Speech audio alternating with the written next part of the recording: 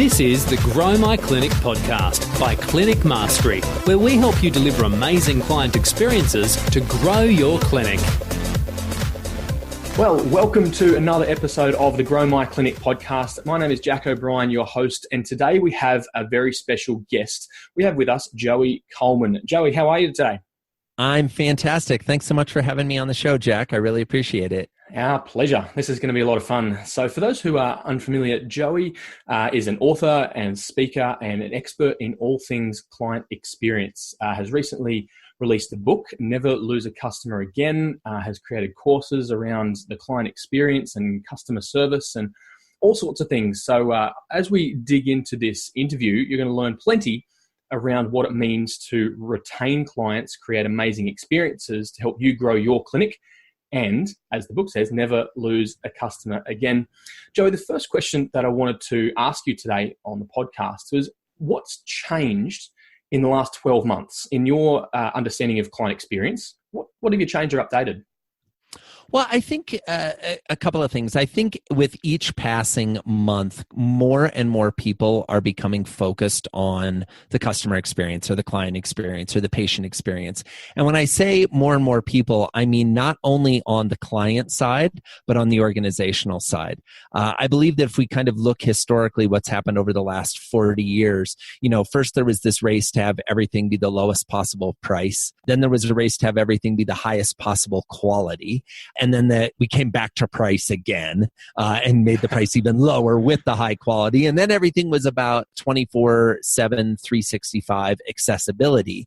And so what's left is that there's not a lot to differentiate yourself from the competition. When we look at price or quality or accessibility, the patient or the customer or the client kind of expects that it's going to be a great quality experience at the lowest possible price whenever they want it.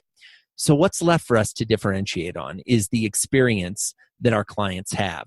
And so I think what I've seen in the last year is more and more companies paying attention to the client experience, more companies making that a focus, not only of where they put their investments of dollars, but at least in the United States, and I think we're seeing this in Australia and New Zealand as well, more companies kind of creating someone that's the head of client experience or a client experience officer of some sorts or director.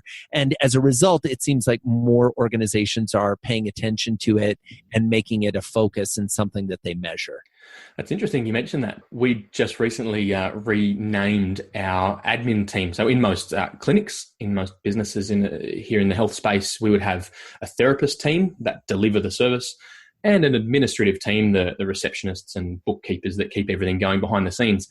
We renamed our admin team to our client experience officers. They're the CEOs of our business.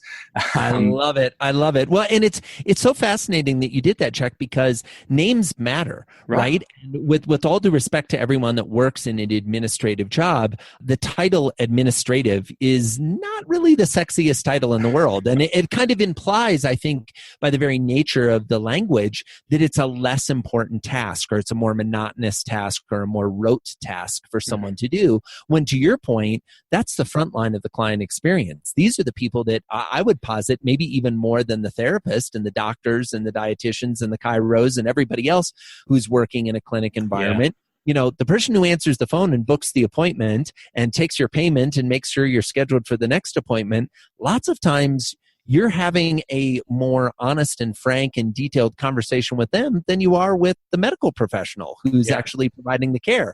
So yeah, I love it that you have kind of rebranded. If I may ask, what's been the reaction with the team? How have they responded? That's been the biggest learning for me is they've taken a deep breath, their chest has puffed out, and we reoriented it so that their role is, like you said, as if not more important than the therapists. The therapists deliver the outcomes, but what was our admin team, they deliver the experiences, which we're finding more and more in the health space. Actually, Joey, the experience matters more than what a therapist does with their hands. So they've got a smile on their face, a spring in their step, and it's really changed their whole demeanor. And it means they're now empowered to be able to create amazing experiences and engage with our clients. I love it. I love it. And you bring up an excellent point, Jack. I think at the end of the day, most human beings, regardless of what industry you're in, regardless of where you operate around the world, most human beings are actually willing to give you the benefit of the doubt. Right. They're willing to kind of stay and try harder and continue to come to therapy and continue to come to treatments as long as the experience is positive. If the experience is negative, then I don't want to be part of it anymore. I had an experience recently where something went very poorly with a vendor that I was working with, and they were trying to help me do something. And the fact that they stayed positive and they kept trying to do their best made me feel like even though I didn't get the outcome I desired, I was still overall okay with it. I wasn't ecstatic, but I still would have been like a 4 out of 5 stars because they kept a positive attitude. Whereas had they not delivered the outcome and it had not been a bad experience, well, that's when you get those 1-star reviews that just are frustrating as can be to give and frustrating as can be to receive. Yeah, it's true. And we know in the health space that perceived indifference is the number one reason that customers leave, and we're unable to retain clients and create amazing experiences because of this perceived indifference. The truth is that as health professionals, we all care. Inherently, we care about our clients. But if we're not systemized in our approach to delivering amazing experiences, there's a perception that we don't care or that we're indifferent about them coming back. So I guess I'd love your take on customer service versus client experience. Typically, we've had customer service departments. What's the change or the shift in mindset needed to get away from customer service? Well, I think the challenge is, and customer experience and customer service are used by a lot of people interchangeably. They think they mean the same things, and I can understand why that's the case. I personally see them very differently. I see customer experience as being a proactive activity, an activity that does its best to anticipate the type of feeling you want your customer to have at every touch point. I view customer service as being a bit more reactive.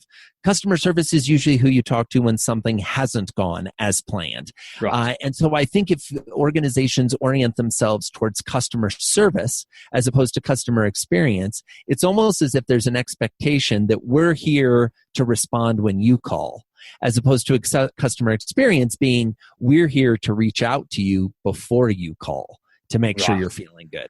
So to me, that's kind of the difference. That also goes back to that idea of what's changing and where do I think the shifts are happening. I think more organizations are being cognizant of the importance of customer experience over customer service. Both are important, but they're increasingly putting more status or more importance on customer experience. Yeah, okay. That makes sense. So if we're going to put more emphasis on it, on customer experience, we're going to need a system around it. And your book and your teachings really encapsulate this really well. The first 100 days is kind of your trademark approach. Can you speak to the health industry specifically? And is the first 100 days, is that just an arbitrary figure, or do you think actually that's really relevant for something like the health space? Well, I think it's not just a catchy name or an arbitrary figure. It's really based on a lot of research, and I know I'm speaking to medical professionals who empirical research is a good way to point to why we should follow a certain practice or a certain approach to handling a situation. What I did is I researched organizations around the world, small, medium, and large companies in pretty much every industry you can imagine, including the health space.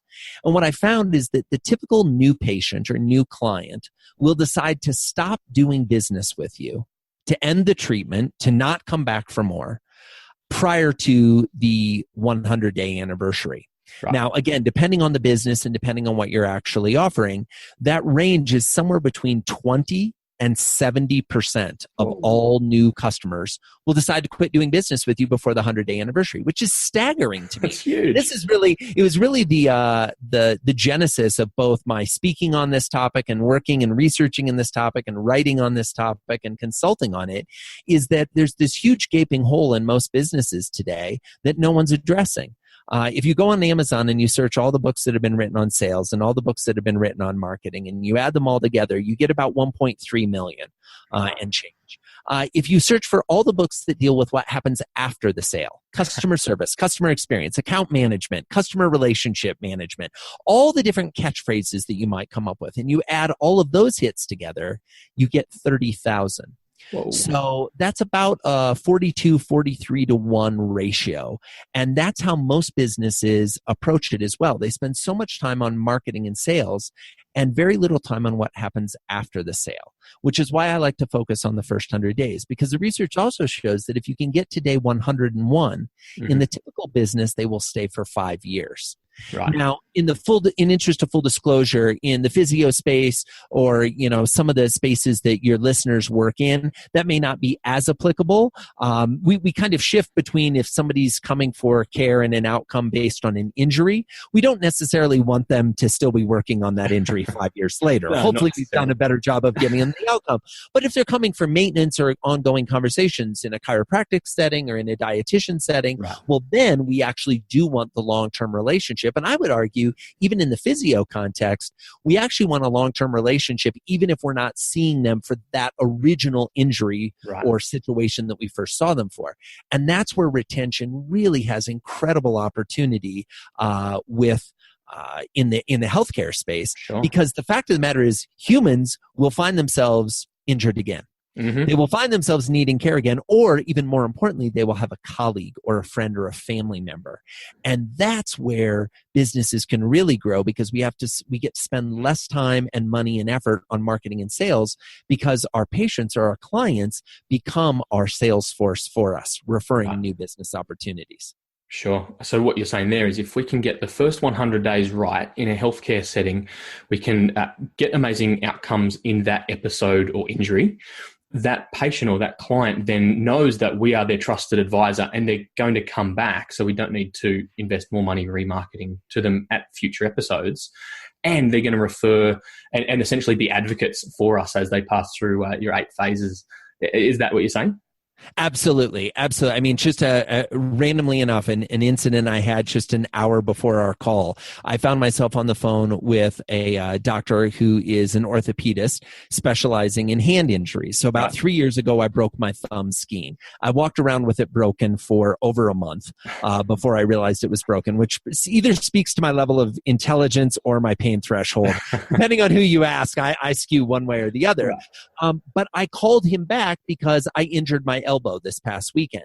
Right. And without considering anyone else, without even considering, because I know he's a hand specialist, I even called his assistant and I said, it's a little further up the hand, the injury, it's the elbow. Is that still acceptable? And she started laughing and she said, absolutely, he's happy to see you. And so he didn't have to spend any time marketing to me. He had created an amazing experience back before, and it had been 3 years since I'd spoken to him or he'd spoken to me. And yet I immediately remembered who he was, where he was based, called, and was able to get an appointment. And because I was an existing patient, they rushed me in. I'm going to be seeing them tomorrow, as opposed to when I called the main number to book, they told me it'd be 2 weeks. So again, the experience was different once I was dealing with his people who knew me and had a relationship with me, even though it was 3 years ago, which is why I put the emphasis I do on the 8 phases of the customer journey and walking them through those phases so that you really establish the type of relationship that will stand the test of time. Sure. All right. Well, let's dive into these 8 phases and perhaps how we can look at systemizing them and creating regular moments of surprise and delight for our clients and patients. So what are some of these 8 phases? Absolutely. So why don't we do this? I'll give you a quick overview of all 8, and then you can decide, Jack, which ones you want to dive deeper into in the context of our story. Perfect. So for everyone listening, there are 8 phases. They all start with the letter A, so you're not mishearing. It's not hopefully not overly confusing, but the goal is if you get all these phases right, your customers, your patients are giving you high marks, and so you're getting straight A's and doing well. The first phase is assess. This is where the prospect considers whether or not they want to do business with you. I kind of consider this day 0 because it's however much time you spend marketing and selling to them before they actually shift from being a prospect to a customer. That happens in phase 2, when they admit that they have a problem and believe that you're the one that can help them with it. So this is the beginning of the first 100 days process. It's when they admit, they enter that phase, and now the relationship has begun. Then we go to phase 3, which is affirm.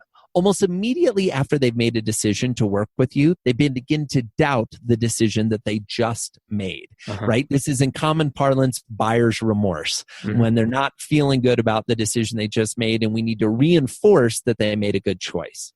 We then move to phase 4, activate. I call this activate because you need to energize the relationship as you formally start to work together. So in a medical setting, this might be their first visit to come and meet the physician or the person they're meeting with from the medical team. This is the beginning of the relationship officially. Then we come to phase 5, acclimate. Acclimate can be a rather long phase, and frankly, this is the phase usually where most businesses fall apart. And this is after that first interaction, what are you doing to acclimate them to your way of doing business, to hold your hand, to walk them through the necessary number of visits or steps or medications or treatments that they're going to need? How are you making sure that they're fully informed and taking care of every step along the way? Then we come to phase 6, accomplish.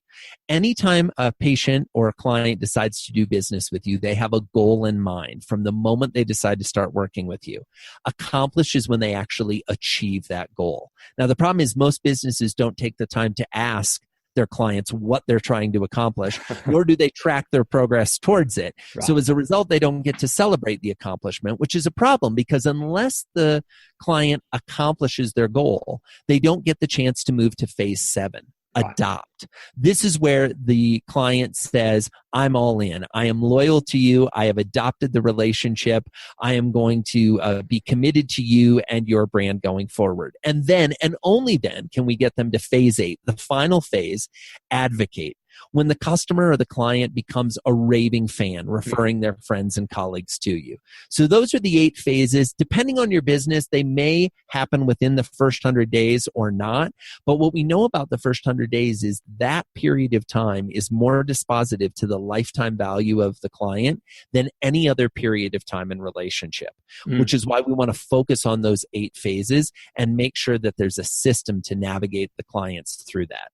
Okay, fantastic. And I think the 100 days really is the right timeline deliberately for healthcare. We often speak about tissues taking 12 weeks or 3 months to heal. So we're right on the money there. Let's lean into a couple of these phases that I think are really relevant. As we go from phase 2 to phase 3, so phase 2 being admit, where patients or clients realize they have a problem and that we can solve it, they often make an appointment. And Correct. Then there's that affirm phase. So there's often a delay, right? You make an appointment, which is a week's time. And so there's 7 days in the middle there where patients have the opportunity to regret their appointment, to think about a different type of service or different practitioner. What can we do in a health setting between that time of making the appointment to the time of attending the appointment? What are some options for health clinic owners to adopt? Well, I think that the main thing that health clinic owners can do is recognize that their patients or their clients are busy people, much like the clinic operators, and they are caught up in other things. So what we want to do is remind them of the upcoming appointment in a way that doesn't feel overly pestering, but lets them know we're excited. So what normally happens is the reminder is an automated email or an automated text message, or maybe even a phone call. But usually the tone of it is more like, hey, you better remember you have an appointment, or are you going to be there or not? Because if you're not, our doctor's time is valuable. We need to cancel the appointment. I've been on the receiving end of those type of calls. Instead, I think the message should be more along the lines of, we understand that you're in pain. We are ready and preparing ourselves to be ready to welcome you to the practice. The doctor is going to take great care of you. We're going to be able to do the diagnosis on your first visit. And at the end of your first visit, you will have a treatment protocol that we'll be ready to start working on so we can get you better and back up and running as quickly as possible. Just that positive reinforcement of what the intention is one of healing, is one of care, is one of personal focus. That type of messaging coming through in a confirmation email of an appointment really sets the tone for what the client can expect when they actually show up for their first appointment. Yeah, I totally agree. We've found in our experience that effectively it primes the patient for a great experience. They end up with better outcomes at the back end, and they're more likely to take on your suggestions, your diagnosis, your treatment advice. Absolutely. You can use that opportunity to be transactional and remind them of an appointment, or you can prime them, set their expectations, help them feel at ease, right? Right, absolutely. In fact, in my book, Never Lose a Customer Again, the very first example I give is from a dentist. And one I of was the going to ask great you about this one. Yeah, one of the great things, there's a reason why I chose this as the first example, because with all due respect to folks in the healthcare profession, if a dentist can create a remarkable customer experience, no one else has an excuse, right? Right. But what I love about what this dentist does is you fill out all the paperwork in advance of your appointment. Yes. And it is so nice because we've all had the situation, even in the appointment I just booked, they said, make sure you come 15 minutes early to do the paperwork. And although I'm happy to do that, right, and that's fine, if they would have said, can we email you the paperwork so you can complete it online in advance of the appointment? Well, then I could do it in the middle of the night between phone calls, Right. while I'm waiting for dinner, whatever's happening in my life and I have some downtime, I could do it and answer it that way. Plus, then it's electronic. So I think there are opportunities for you to use these gaps, these time periods, to actually accomplish the things you want done. Plus, doesn't that make for a much better interaction for the medical professional when they can actually read the patient's history and background prior to the meeting, as opposed to the 4 minutes between when the paperwork gets handed in and when they finally get called back to the examination room, trying to cram all that information and try to remember who it is they're about to see. Yeah, absolutely. Totally agree. It means that when the patient walks in the front doors, the experience is seamless. There's nothing more to do but sit back and have a glass of kombucha or coffee and enjoy what might be on the screen while they wait. Interestingly, we refer to our waiting rooms within the Clinic Mastery community as welcome rooms. We don't want people to wait. We want people to feel right. We want them to feel welcomed. Exactly. And what I think most, and I say this is a sweeping stereotype, so forgive me if I offend any of the listeners.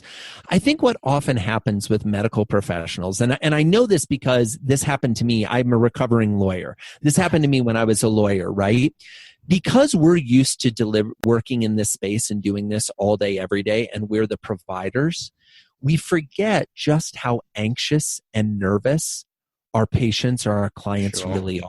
Because, we're thinking, oh, you have this injury. I've treated this type of injury 1,000 times. I'll be able to treat yours as well, and we'll get you all taken care of. When the reality is the client or the patient, this may be the first time they've ever experienced this. And in many scenarios, especially in the healthcare environment, they're in some type of physical pain or physical discomfort. And so whatever we can do to put ourselves into our patient's shoes and remember that they're in a very heightened emotional state where there are worries, there are fears, there's pain going on, and recognize that this just isn't the hour appointment before our next 1 hour appointment. Sure. It's an actual human being that is going through a trying time. And if we can just connect, even in the briefest of ways, having a welcome room as opposed to a waiting room, making them feel that when they show up, they can just focus on being present and not trying to remember all their insurance information and their billing information and be worrying about how much it's going to cost. Sure. And instead be in an environment where it's like, you're here to be taken care of. Yeah, it's absolutely true. You also touched on a treatment plan. We refer to these as management plans within Clinic Mastery, and how having something tangible to take home with them, maybe in paper form, perhaps email, can really help at the end when it comes to the accomplish phase. Can you just speak to quickly the different modalities of communication, whether it's email or paper, maybe gifts, and how they can play a role in the client journey through 100 days? Absolutely. So I believe there are a number of different communication tools you can use to interact with your customers. There are in-person interactions, emails, sending things physically in the post, phone calls, videos, and gifts and presents. Those are kind of the 6 that I focus on in my practice and in the first 100 days methodology. What I think is often a very overlooked opportunity in this increasingly digital world is to create physical mementos of a visit. Right. If I was running a healthcare facility, while I understand there's a move away from paper and there's a move towards electronics, yes, in a patient care scenario, I think I would try to give them something printed out, especially if I wanted them to be doing things between now and the next time I saw them. Invariably, what's happened to me in physio environments is I've gone in and the doctor has said, well, I want you to do this exercise and this exercise and this exercise. And they show me in the office. And in the office, it makes perfect sense. I have a clear understanding of exactly what I'm supposed to do. And then I get home and my wife will say to me, oh, did you get any, physical therapy or things you're supposed to do between now and your visit next week? And I'll say, yes. Well, what are you supposed to do? Well, there were 3 different things. The first one involved me leaning up against a wall, but I don't exactly remember. And suddenly we don't remember, right? Because we're in that heightened stress environment when we're actually in the office. So I love the idea of giving a little checklist with the descriptions, maybe even with some mentions of URLs where they can go and see a video of what you're asking them to do. But have them almost keep a journal or a little checklist that marks when they did it. And so then when they come in for their next appointment and you say, hey, you were supposed to be doing your stretches 3 times a day. How did you do? Well, doc, on 4 out of 5 days, I did all 3 stretches. The other day, I only did 2. Oh, great. Now we have a clear understanding of where you would be in the process. For sure. So I think we can, it's important to not overlook the analog opportunity to communicate. Digital's great too. And if you want to invest the money and the resources to have digital tracking and kind of digital reporting on those things, that's great. But don't feel bad if your approach is analog, because that's every bit as effective. Yeah, I love it. And those 6 different methods of communication are really key. Can you speak to some of the mistakes that businesses make when trying to integrate those different touch points? The physio might pick up the phone, the receptionist is sending out letters, but there's this disconnect. How can we overcome that? I think you need strong systems on the back end so that you know everyone who's communicating with your clients and your patients and when those communications are going out. Sure. It should be a healthy mix, but if someone does a phone call to the patient to check in, there should be notes recorded in a CRM or in a database so that a letter doesn't go out the next day that says, how are you doing? And then the patient receives it and says, well, I just had a phone call and told you how I was doing. Why are you asking how I'm doing again? You already know. Especially this is problematic if the situation isn't going well. Because if the situation's going well and we get asked again, we often interpret that as, well, they're just checking in to make sure we're still making good progress. If the situation is going poorly and we check in again, acting as if we didn't know that it was going poorly, it seems like we didn't care. And that gets back to that, the patient feeling neglect or feeling, insignificant. So I think there's a real opportunity to make sure everyone on the team is on the same page about all of the clients at the same time. Yeah, totally agree. And then once patients or clients move through those phases towards being, accomplishing the goal that they came with, and then adopting your business as their trusted advisor and becoming advocates, that journey is really solidified towards the end. What big mistakes do you see businesses make towards that back end when, patients or clients might accomplish what they came for? And the adopt and advocate phase, what mistakes do businesses make? I think the two biggest mistakes I see is, number one, organizations don't pay attention to whether the accomplished stage has actually been achieved. Now, in a healthcare setting, it's usually a little different, right? Because it's, I want to be able to get back on my mountain bike again, or I want to be skiing again. They usually have some type of a physical thing that they're being hampered from that they want to get back to. I want to get back to the weight I was in college, or whatever it may be. So there's usually a clear marker. And if I were running a healthcare operation, I would track and record that and make sure that the progress was being made through each visit. And then I would mark that celebration. So let's say the goal was to get back on the mountain bike. I live in Colorado, so I'm using a mountain bike example, right? So let's say the goal was to get back on the mountain bike. Then what I would do is when the patient felt they were able to do it again, I would say, you know what, do me a favor, text me a photo of you on the mountain bike. I'd love to kind of feel like I was there when you're back doing it again. Then when the patient does that, I would print that out and I'd hang that in the office. Wow. And I would say, here's another person that we got back on their bike, or here's another person we got back to work, or back skiing, or back being able to pick up their infant child or whatever it may be, whatever their goal was, try to accomplish that. The second big mistake I see people making is that they try to ask for the referrals too early. They ask for the referral before the goal has been accomplished. I have seen scenarios where, going to visit a chiropractor, for example, and after 2 visits, they said, now who else do you know that might like to come and get treatments from us? And I'm like, I'm not even sure that I'm to the point where I'm going to keep coming back. Stop asking too early, right? So those are usually the 2 biggest mistakes I see. Not paying attention to what the goal was and asking too early for the referrals or the long-term relationship. That's a really good point around asking for referrals. You want to do it, I guess, at that point of heightened emotional significance. When they tick off their goal, and a colleague of mine, Brad Beard, refers to it as their finish line. When they cross that line, that's when you want to ask for referrals. And I love the distinction you made there around celebrating patient goals. Out of interest, in the health space in Australia and New Zealand, we're not allowed to use testimonials in our marketing. We're not allowed to use those type, but celebrating the stories of clients who achieve their goals is not a testimonial, it's a story, right? Exactly. And by the way, the best place to tell your stories is not necessarily in a printed magazine or on a radio ad or in a TV commercial. It's in the waiting room or the welcome room of your office, because invariably they might be there with a friend or a colleague. Plus, I would posit, and there's I haven't found enough research that's empirical enough to say this, but I've seen anecdotal research and anecdata that if you have those types of stories in your lobby, it actually increases the outcomes of your patients because they're in a heightened positive state, believing that it's possible. And if it was possible for other patients, it would be possible for them as well. So I think there's huge opportunities there. I love that. And Joey, what do you see as a final question? We look towards wrapping up. What are the hurdles that people need to overcome to get started on designing the first 100 days and having a client experience focus? What is that first hurdle? How do people get started? I think there's 2 key hurdles that I hear from folks when they say, okay, Joey, I'm interested in the idea. Where do I get started? What do I do? Number one, and I realize it may sound self-serving, go to my website, buy the book, go somewhere where you can find out what these phases are, learn a little bit more about them so you have a system and process.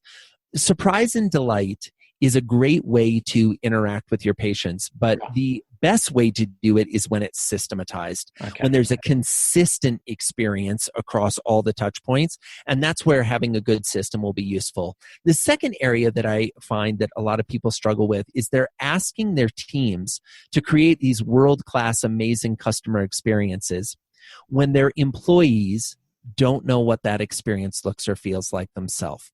Very brief story. I was involved in a situation recently where I was talking to an entire company and the CEO told me, Joey, we want a Ritz-Carlton first-class white glove experience. I said, great. I got the whole team in the room. I said, before we get started, who's heard the CEO talk about the Ritz-Carlton first-class white glove experience? And all the hands go up. I said, fantastic.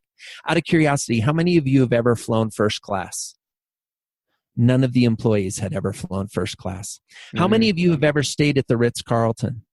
None of the employees had ever been in a Ritz-Carlton, let alone spent the night. Last question, how many of you have ever had a meal where the food was delivered by a waiter wearing white gloves? Again, no hands went up. I turned to the CEO. I said, it's very, very difficult to ask our employees to create world-class experiences when they've never had one themselves. So the best thing I think employers can do is make sure that your employees have a context for the type of experience you're asking them to create. Wow.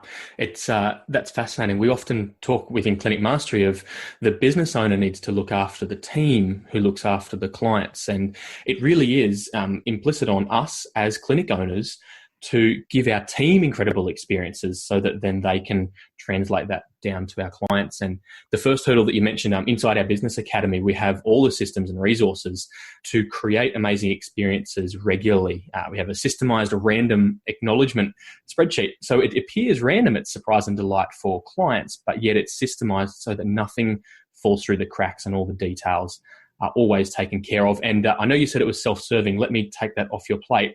For listeners, you need to go to joeycoleman.com and read everything on that website and the book, Never Lose a Customer Again. Joey, what is the best place for our listeners to find out about the book?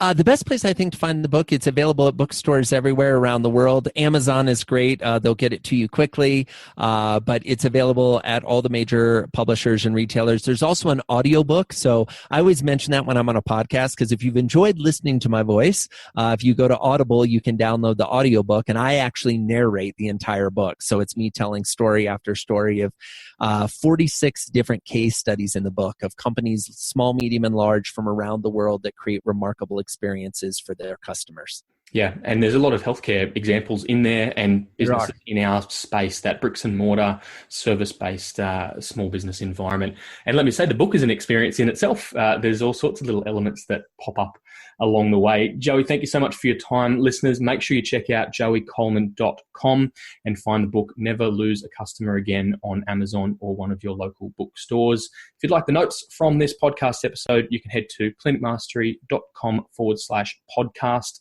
and you'll find the episode with Joey there. Joey, thank you so much for your time today. Oh, thank you, Jack. It was my pleasure. Thanks, everyone, for listening along as well. And we look forward to bringing you another episode really soon. This is the Grow My Clinic podcast by Clinic Mastery, where we help you deliver amazing client experiences to grow your clinic.